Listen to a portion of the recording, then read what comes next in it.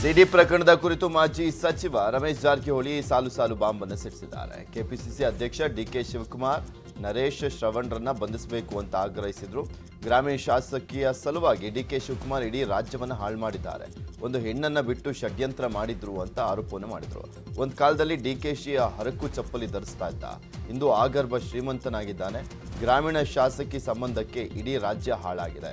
ವಿಷಕನ್ಯಗಾಗಿ DK Shivakumar ಇಡೀ ರಾಜ್ಯಕ್ಕೆ ಮೋಸ ಮಾಡಿದ್ದಾರೆ ಅಂತ ರಮೇಶ್ ಜಾರಕಿಹೊಳಿ ಸ್ಫೋಟಕ ಆರೋಪವನ್ನು ಮಾಡಿದ್ದಾರೆ.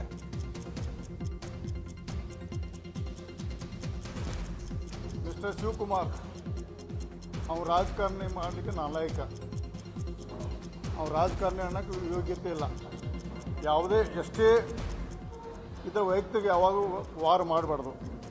ವೈಯಕ್ತಿಕ ಏನಾರು ಅವ್ರ ಜೀವನದ ತೊಂದರೆ ಆದರೆ ಅವ್ರಿಗೆ ಮದತ್ತು ಮಾಡಿ ಅವ್ರನ್ನ ದಾರಿ ತರಬೇಕಂತ ಮನುಷ್ಯತ್ವ ಇರಬೇಕು. ರಾಜಕಾರಣದಲ್ಲಿ ಷಡ್ಯಂತ್ರ ಮಾಡಿ ಒಬ್ಬರ ವೈಯಕ್ತಿಕ ಜೀವನ ಹಾಳು ಮಾಡಿ ರಾಜಕಾರಣ ಒಂದು ಮನುಷ್ಯ ರಾಜಕಾರಣಕ್ಕೆ ನಾಲಾಯಕ. ನಾನು ಡಿ ಕೆ ಶಿವಕುಮಾರ್ ಅವರು ನನ್ನ ಒಂದು ಮಹಿಳೆ ಮುಖಾಂತರ ನನ್ನ ತೇಜ ಮಾಡಿ 21 ಅವತ್ತು CD ರಿಲೀಸ್ ಆದಕ್ಕಂತ ಸಹ ಕೆಲವು ವಿಷಯ ಹೇಳಿದ್ದೆ ನಾನು. ಆದರೆ ಕಾನೂನು ತೊಡೆದಕ್ಕಂದ್ರೆ ನಾನು ತಪ್ಪು ಮಾಡದಿದ್ರು ಸಹಿತ ನಾವು ಒಪ್ಪಬೇಕಾಗಿದೆ. ಯಾಕಂದರೆ ಕಾನೂನಲ್ಲಿ ಈ ಕಡೆ ಸಿಕ್ಕೊಂಡು ಬಿಟ್ಟೆ ನಾನು. ಅನಿವಾರ್ಯವಾಗಿ ಕೆಲವೊಂದು ತಪ್ಪು ಮಾಡಿದ್ರು ಸಹಿತ ನಾನು ಮಾಡಿದಂತ ಹೇಳುವಂಥ ಪ್ರಸಂಗ ತಂದರು. ಯಾಕೆ ಕಾನೂನಿನಲ್ಲಿ ನಾವು ಬದುಕಬೇಕಾದ್ರೆ ಅದನ್ನು ಕೆಲವೊಂದು ವಿಷಯ ಮಾಡದಿದ್ರು ಸಹ ಒಪ್ಪಬೇಕಾಯಿತು. ನಾವು ಒಪ್ಪಿದ್ದೀನಿ. ಆದರೆ ದೇವ್ರಿಗೆ ಗೊತ್ತು ಇದನ್ನ ಯಾಕೆ ಹೇಳಪ್ಪ ಅಂತ. ಇದು ಭಾಳ ಸೀರಿಯಸ್ ಮ್ಯಾಟರ್ ಇದೆ. ಅದಕ್ಕೂ ದಯವಿಟ್ಟು ರಾಜ್ಯ ಸರ್ಕಾರಕ್ಕೆ ನಾನು ಒತ್ತಾಯ ಮಾಡ್ತೀನಿ. ಈ ಒಂದು ಗ್ಯಾಂಗನ್ನು ಸದೆ ಬಿಡಬೇಕಾದ್ರೆ CBI ಎನ್ಕ್ವೈರಿ ಮಾಡಿ ತಕ್ಷಣ ಕೊಡಬೇಕು. ಮತ್ತು ಎಲ್ಲ ಎವಿಡೆನ್ಸ್ CBI ಕೊಡ್ತೀನಿ. ನನ್ನ ಮೇಲೆ ಮಾಡಿದ ನಾನು ಚಾಲೆಂಜ್ ಮಾಡಿದ್ದೀನಿ. ಇವತ್ತು ಮುಂದಿನ ದಿನದಲ್ಲಿ ಕಾನೂನು ಹೋರಾಟಕ್ಕೆ ನಾನು ಸಿದ್ಧನಾಗಿದ್ದೀನಿ. ನಾನು CD ಕೊಡಿಸಿದ ಮೊದಲು ಆ ಹುಡುಗಿನ ಅರೆಸ್ಟ್ ಮಾಡಬೇಕು. ಅವರು ಇದ್ದಂಥ ಇಬ್ಬರು ಹುಡುಗರು ಶ್ರವಣ್ ಮತ್ತು ನರೇಶ್ ಮತ್ತು ಕನಕ್ ಮೂಲ ಗ್ರ್ಯಾಂಡ್ ಉದ್ಯಮಿ ಹಾಗೂ ಅವನ ಡ್ರೈವರ್ ಪರಶುಮೂರ್ತಿ ಮತ್ತು ಮಂಡ್ಯ ಮೂಲದ ಇಬ್ಬರು ನಾಯಕರದಾರ. ಹೆಸರು ಬಹಿರಂಗ ಹೇಳೋದಿಲ್ಲ, ನಾನು CBI ಮುಂದೆ ಹೇಳ್ತೇನೆ. ಮಂಡ್ಯ ಮೂಲದ ಒಂದಿಬ್ಬರು ಇವರೆಲ್ಲ ಕೂಡಿ ಷಡ್ಯಂತ್ರ ಮಾಡಿ ನನ್ನ CD ಮಾಡಿ ಇವತ್ತು ಸೇರಿ ಮಾಡಿದ್ದಾರೆ. ಅದೇ ಥರ ರಾಜ್ಯದ ಮೂಲೆಗೆ 110 CD ಮಾಡಿ ರಾಜ್ಯದ ಎಲ್ಲ ನಾಯಕರು, ಎಲ್ಲ ಪಕ್ಷ ನಾಯಕರು, ಎಲ್ಲ ಅಧಿಕಾರಿಗಳನ್ನು ಇವತ್ತು ಅವ್ರನ್ನ ಬ್ಲ್ಯಾಕ್ಮೇಲ್ ಮಾಡ್ತಾರೆ. ಅದು CBI ಎನ್ಕ್ವೈರಿ ಮಾಡಬೇಕು. ನಾನು ರಾಜ್ಯ ಸರ್ಕಾರಕ್ಕೆ ಮತ್ತು ಕೇಂದ್ರಕ್ಕೆ ಆಗ್ರಹ ಮಾಡ್ತೀನಿ. ಮತ್ತು ನಾನು ಇನ್ನೂ ಅನೇಕ ವಿಷಯ ಬಹಿರಂಗಪಡಿಸೋದನ್ನೇ. ರಮೇಶ್ ಜಾರಕಿಹೊಳಿ ವಿರುದ್ಧ ಲಕ್ಷ್ಮೀ ಹೆಬ್ಬಾಳ್ಕರ್ ಸಹೋದರ ಚನ್ರಾಜ್ ಹಟ್ಟಿಹೊಳಿ ಕಿಡಿಕಾರಿದ್ದಾರೆ. ಯಾವ ಕಾರಣಕ್ಕೆ ಸುದ್ದಿಗೋಷ್ಠಿ ಮಾಡಿದ್ರು ಅವರಿಗೆ ಗೊತ್ತಿಲ್ಲ. ಹೆಬ್ಬಾಳ್ಕರ್ ಬಗ್ಗೆ ಆಡಿದಂಥ ಮಾತನ್ನ ಖಂಡಿಸ್ತೇನೆ. ರಮೇಶ್ ಜಾರಕಿಹೊಳಿ ಸುಳ್ಳು ಹೇಳೋದನ್ನ ಅಭ್ಯಾಸ ಮಾಡ್ಕೊಂಡ್ಬಿಟ್ಟಿದ್ದಾರೆ. ಆರೋಪ ಬಿಟ್ಟು ದಾಖಲೆ ಮೂಲಕ ಬರಲಿ ಅಂತ ಚನ್ರಾಜ್ ಸವಾಲನ್ನ ಹಾಕಿದ್ದಾರೆ. ಅವರು ಹೇಳಿದಂಥ ಒಂದು ಮಾತು ಅದನ್ನು ನಾನು ಖಂಡಿಸ್ತೀನಿ. ವ್ಯಕ್ತಿಯ ಬಗ್ಗೆ ಹಗುರವಾಗಿ ಮಾತಾಡೋದು, ಕೀಳುಮಟ್ಟದಲ್ಲಿ ಮಾತಾಡೋದು ಅವ್ರ ಚಟ ಇದೆ. ಅದೊಂದು ಹೊಲಸ ಚಟ. ಅದನ್ನು ಅವರು ಬಿಡಬೇಕು. ಇಲ್ಲ ಅಂತಂದರೆ ಮುಂಬರುವಂಥ ದಿನದಲ್ಲಿ ಜಿಲ್ಲೆಯ ಜನ, ರಾಜ್ಯದ ಜನ ಅವರಿಗೆ ತಕ್ಕ ಪಾಠವನ್ನು ಕಲಿಸ್ತಾರಂತೆ. ಶಾಸಕರ ಬಗ್ಗೆ ಅವರು ಹೇಳಿದಂಥ ಒಂದು ಮಾತು ಅದನ್ನು ನಾನು ಖಂಡಿಸ್ತೀನಿ. ವ್ಯಕ್ತಿಯ ತಮ್ಮನ್ನ ಸಿಡಿ ಪ್ರಕರಣದಲ್ಲಿ ಸಿಲುಕಿಸಿದ್ದ ಡಿಕೆ ಶಿವಕುಮಾರ್ ಅಂಡ್ ಕಂಪನಿ ಎಂದು ಮಾಜಿ ಸಚಿವ ರಮೇಶ್ ಜಾರಕಿಹೊಳಿ ಆರೋಪ ಮಾಡಿದರು. ಜೊತೆಗೆ ಕೆಪಿಸಿಸಿ ಅಧ್ಯಕ್ಷ ಡಿಕೆ ಶಿವಕುಮಾರ್ ವಿರುದ್ಧ ಆಡಿಯೋ ಬಾಂಬ್ ಅನ್ನು ಸಿಡಿಸಿದ್ದಾರೆ. ಡಿಕೆಶಿ ಮಾತನಾಡಿದ್ದಾನೆ ಎನ್ನಲಾದಂತಹ 18 ಸೆಕೆಂಡ್ ಆಡಿಯೋ ಬಿಡುಗಡೆ ಮಾಡಿ ರಾಜ್ಯ ರಾಜಕಾರಣದಲ್ಲಿ ಹಲ್ಚಲ್ ಎಬ್ಬಿಸಿದ್ದಾರೆ.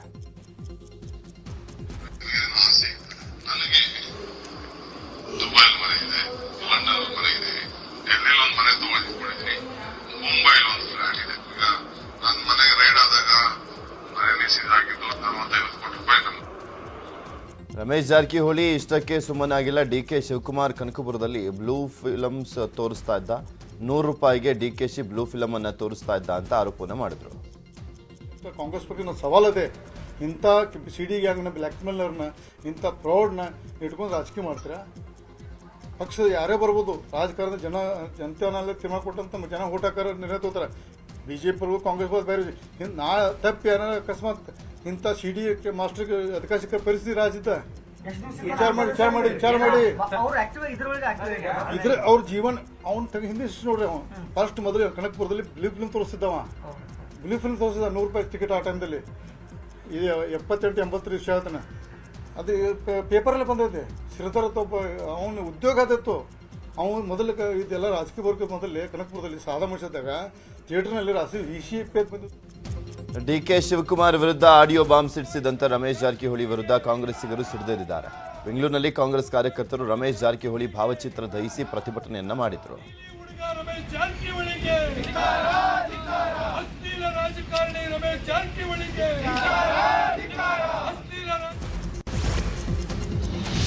ಸಿಡಿ ಪ್ರಕರಣದಲ್ಲಿ ರಮೇಶ್ ಜಾರಕಿಹೊಳಿ ಅವರಿಗೆ ಬ್ಲಾಕ್ ಮೇಲ್ ಮಾಡಿದ್ದು 100% ನಿಜ ಅಂತ ಜಾರಕಿಹೊಳಿ ಆಪ್ತ ಮಾಜಿ ಶಾಸಕ MV ನಾಗರಾಜ್ ಹೇಳಿದ್ದಾರೆ.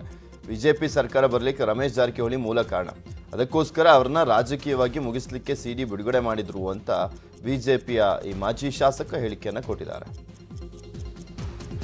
ವಾಸ್ತವವಾಗಿ ಹೇಳ್ಬೇಕಂದ್ರೆ ಷಡ್ಯಂತರಿಂದ ರಮೇಶ್ ಜಾರಕಿಹೊಳಿ ಶಿಕ್ಷಕ್ಕೋಸ್ಕರ ಮಾಡಿರೋಂಥ ಕೆಲಸ. ಸತ್ಯ ಅಂದರೆ ಸಿಡಿ ಬಿಡುಗಡೆ ಮಾಡಿದ್ದಾರೆ ಆಯ್ತಾ, ಮಾಫಿಂಗ್ ಮಾಡಿ ಬಿಡುಗಡೆ ಮಾಡಿರೋದು. ಅವ್ರನ್ನ ತುಳಿಬೇಕು, ರಾಜಕೀಯವಾಗಿ ಅವ್ರನ್ನ ಕುಂದಿಸ್ಬೇಕಂತ ರಾಜಕಾರಣಿಗಳು ಬಿಡುಗಡೆ ಮಾಡಿದ್ದಾರೆ. ಅವರ ಕುಟುಂಬವನ್ನು ಮುಗಿಸ್ಬೇಕಂತ ಮಾಡಿದ್ದಾರೆ. ಅವರ ತಮ್ಮ ಮಾಡಿದ್ದಾರೆ ಅಂತ ಅವ್ರ ತಮ್ಮನೇ ಮಾಡಿದ್ದಾರೆ ಅಂತ ಬಿಟ್ಟು ಹಿಂದೆ ಸಿಡಿ ಗೊತ್ತಾದಾಗ ಹೇಳಿದರು.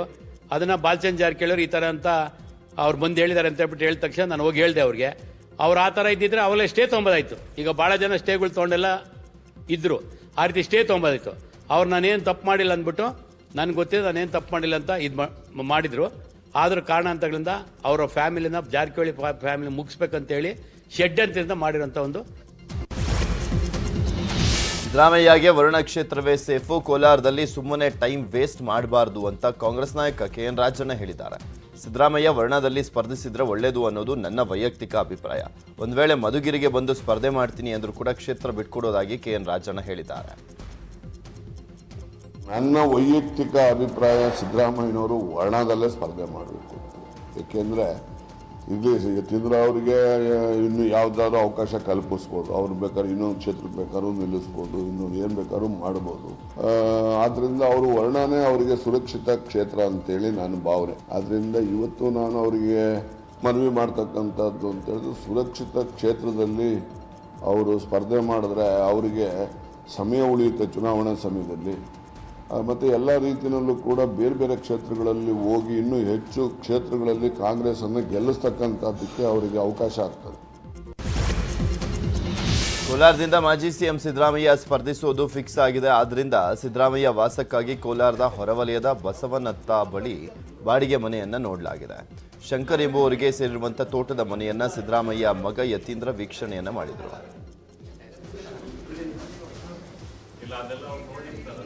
ಇದೇ ವೇಳೆ ನ್ಯೂಸ್ 18 ಜೊತೆ ಮಾತನಾಡಿದಂಥ ಯತೀಂದ್ರ ಸಿದ್ದರಾಮಯ್ಯ, ಕೋಲಾರದಿಂದ ಸಿದ್ದರಾಮಯ್ಯ ಸ್ಪರ್ಧೆ ಮಾಡುವಂಥದ್ದು ಖಚಿತ. ಅವರನ್ನು ಸೋಲಿಸಲಿಕ್ಕೆ ವಿಪಕ್ಷಗಳು ಷಡ್ಯಂತ್ರವನ್ನು ಮಾಡಿದ್ದಾರೆ, ಆದರೆ ಅವರ ಪ್ರಯತ್ನ ಫಲ ಕೊಡಲ್ಲ ಅಂತ ಹೇಳಿದರು.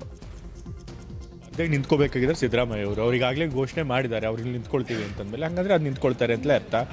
ಮತ್ತು ನಾನು ಕೂಡ ಇವತ್ತು ಅವ್ರ ಪರವಾಗಿ ಇಲ್ಲಿ ಚುನಾವಣೆ ಪ್ರಚಾರಕ್ಕೆ ಬಂದಿದ್ದೀನಿ. ಹಂಗಂದ್ಮೇಲೆ ಇಲ್ಲಿ ಚುನಾವಣೆಯಲ್ಲಿ ನಿಂತ್ಕೊಳ್ತಾರೆ. ಹಾಗಾಗಿ ಯಾವುದೇ ಗೊಂದಲ ಇಲ್ಲ ಇವರು. ಈಗ ಸಿದ್ದರಾಮಯ್ಯ ಅವರು ಎಲ್ಲಿ ಚುನಾವಣೆ ನಿಂತರೂ ಕೂಡ BJP ಮತ್ತು JDS ಪಕ್ಷದವರು ಒಂದಾಗಿ ಅವ್ರನ್ನ ಸೋಲಿಸುವಂಥ ಪ್ರಯತ್ನ ಮಾಡೋದೇನು ಹೊಸದಲ್ಲ. ಕಳೆದ ಬಾರಿನೂ ಕೂಡ ಚಾಮುಂಡೇಶ್ವರಿಲಿ ಹಾಗೆ ಮಾಡಿದರು.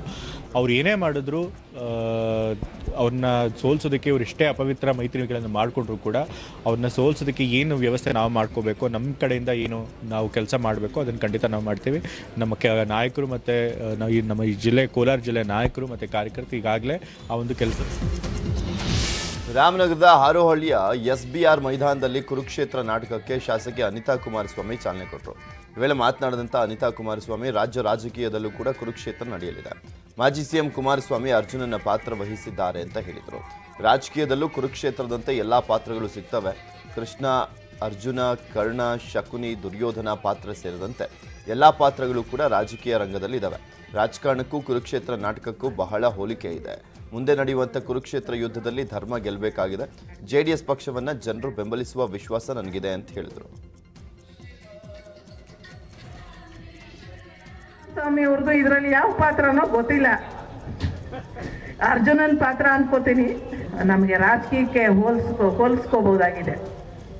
ಎಲ್ಲ ಪಾತ್ರಗಳು ಸಿಗ್ತವೆ. ಕೃಷ್ಣನ್ ಪಾತ್ರ, ಅರ್ಜುನನ್ ಪಾತ್ರ, ಕರ್ಣನ್ ಪಾತ್ರ, ಹೀಗೆ ದುರ್ಯೋಧನನ್ ಪಾತ್ರ, ಶಕುನಿ ಪಾತ್ರ, ಎಲ್ಲ ಪಾತ್ರಗಳು ನಮ್ಮ ರಾಜಕಾರಣದಲ್ಲೂ ನೋಡ್ಬೋದು.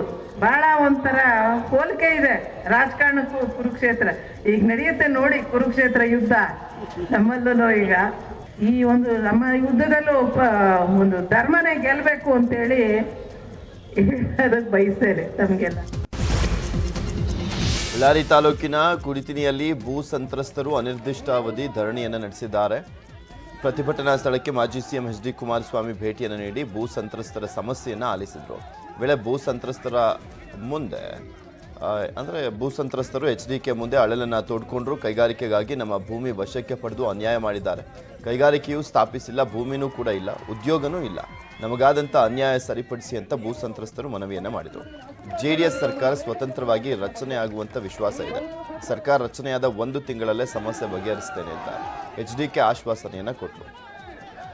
ನಿಮಗೆ ನ್ಯಾಯ ಕೊಡಿಸ್ಲಿಕ್ಕೆ ಪ್ರಾಮಾಣಿಕವಾಗಿ ರೈತರು ಇವತ್ತೇನು ಜಮೀನುಗಳಿಗೆ ಈ ಥರ ಬೇಕಾಬಿಟ್ಟಿ ಸರ್ಕಾರದಲ್ಲಿ ತೀರ್ಮಾನಗಳನ್ನು ಅಂತೇಳಿ ಕಾರ್ಖಾನೆಗಳು ಬರಲಿಲ್ಲ, ಮಕ್ಕಳು ಉದ್ಯೋಗಗಳು ದೊರಕಿಲ್ಲ ಅಂತೇಳಿ ಇದನ್ನು ಸರಿಪಡಿಸ್ಕೊಂಡು ನನ್ನ ಚುನಾವಣೆಗೆ ನೀವು ಮತ ಕೊಡೋದು ಎಲ್ಲ ಒಳ್ಳೆಯದಾಗಿದೆ.